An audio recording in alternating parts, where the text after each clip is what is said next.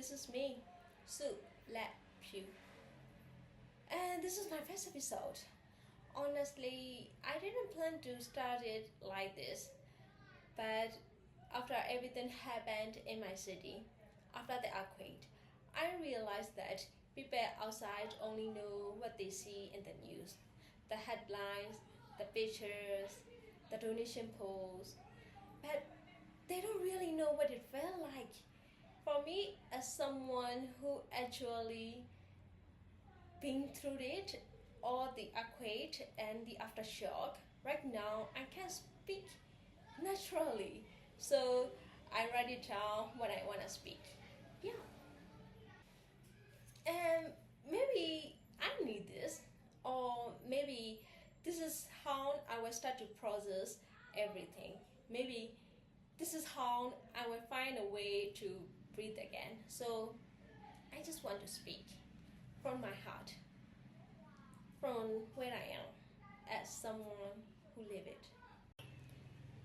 It was a Friday, and I was at my aunt's place. I had my weekly check-in call with my manager, but to be honest, I wasn't really in the mood to talk that day. My energy was really low, and I could feel myself being quiet, which isn't like me. I just wasn't myself. My mind was scattered from everything happening in my personal life that week. After the call, I felt like I needed a moment. I took out my journal, that usually how I process things, and I just started scribbling, trying to shake off the frustration I couldn't quite name. My little sister was in the kitchen having lunch. It was a really warm day, the kind of warm that makes you a little bit dizzy and a little bit lazy. Earlier that day, a fire broke out downtown. I saw it on the news. Fires always rattle me. I don't know why, but they bring out this deep fear I can shake. So naturally, I check on my sister. She is really sensitive to heat, and I wanted her to be more comfortable. She is a person with Down syndrome, so I gently help her change into something lighter, something soft and airy. And just like that, out of nowhere, the ground shook. No, not just shook, it roared. We were on the fourth floor, and everything started swaying. The building swayed with such violent force that for a split second I thought, this is it. This is how it ends. The kitchen's mirror shattered. Glass exploded around us. Plates cracked. The floor tilted. My sister tried to run, terrified and really confused. She didn't know it was an earthquake. She just wanted to escape. My niece rushed in from her bedroom, eyes wide and really terrified. I did what instant scream. I shielded them. I threw my blanket over both of them, covering them from whatever might fall. My niece cried, and my sister, who doesn't speak clearly, shouted with all her might, her voice trembling with fear. She was using every ounce of strength to push away. My niece and I trying to calm her down, but we were really shaking too. My aunt, who had been praying in the living room, yelled at us to sit down. Sit down, stay still. But nothing about this moment felt still. Every second felt like eternity. Earthquake usually lasts a few seconds, right? But this one felt it went on forever, the longest minute of my life. I kept calling their names over and over again. I'm here, you be safe. When the shaking stopped, I jumped up, grabbed their hands. Shoes, where are your shoes? I yelled. We couldn't even find our shoes. The entryway was covered in debris. We just put on whatever we could find and ran. We ran down the stairs, step by step, guiding my little sister carefully and brushed on the street. It was chaos. The sun had dimmed, as if clouds swallowed it whole. The air felt thick, like something bad was still about to happen. My little sister and niece were crying, so some neighbors gave them water. We stood under a small tree in front of our building, but it wasn't just us. Everyone had gathered there. The shop next door emptied out. The people from the upstairs apartment were on the ground. Then another quake. No time to process, no time to breathe. We were beside tricycles and motorbikes parked in a road, and I pulled my niece and sister toward them, away from anything that could fall. The street suddenly felt scared and vulnerable. The men stopped their cars.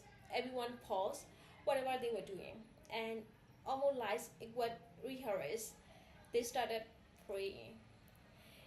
It was the last Friday of Ramadan. Some men recited prayer out loud so others could follow. An old woman beside me clutched a Christian cross and whispered something very softly, and I closed. Another woman held onto her dot and chanted a Buddhist prayer under her breath. There were no arguments, no fear of difference, just humans holding onto whatever faith they had. One man told us to move to the middle of the road, away from the trees, from buildings, from lampposts.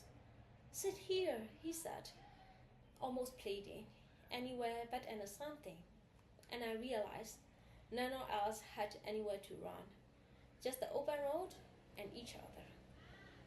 I didn't even think to pray.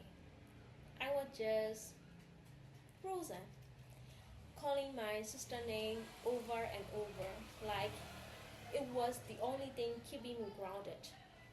My knees held my hands so tight.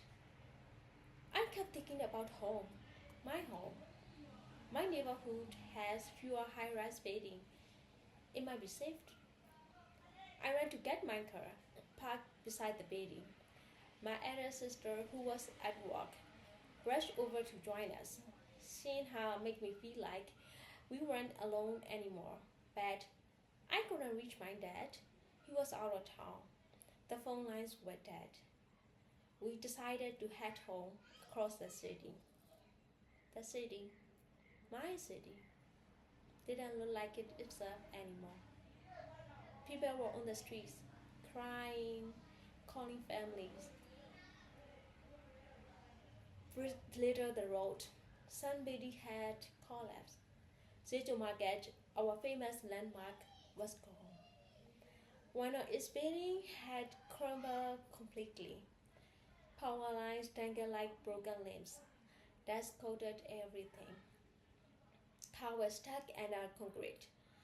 I felt like I was in an apocalyptic film, only this was real. I don't know how I managed to drive. When we got home, it was wreck. Everything inside had fallen. The wall from the school next door had crashed into our house. There was no room to even stand. We moved chairs into the garage so the kids could sit safely. But the aftershocks kept coming. Every few minutes, we feared another tremble. We ran back to the road. We had no water because everything was shattered. Shops were damaged, barely opened. My niece and little sister were exhausted, crying, still panic, and I had no idea what to do. We had prepared time. Many. The school building next to our house had long cracks running down the walls. It was really dangerous just being nearby. We were exhausted, mentally, physically, emotionally. Later, we got a call from relatives in Pyongyang, a city near to my city, offering us shelter, but we didn't dare to go anywhere. What if another quake happened when we were driving? We stayed in this strange space between fear and gratitude. And honestly, that day changed something in me.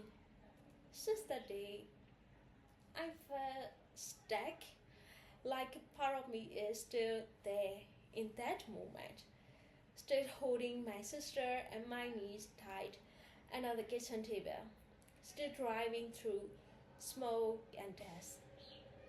The war has moved on, but I haven't, not fully. And I guess that's why I needed to tell this story. Because sometimes the loudest part of a disaster isn't the earthquake, it's the silence after work, the not knowing, the trying to start again, the invisible pain. If you are listening to this from far, thank you for giving space to my story. And you are someone who lived through it too. I see you, I feel you, and you're not alone.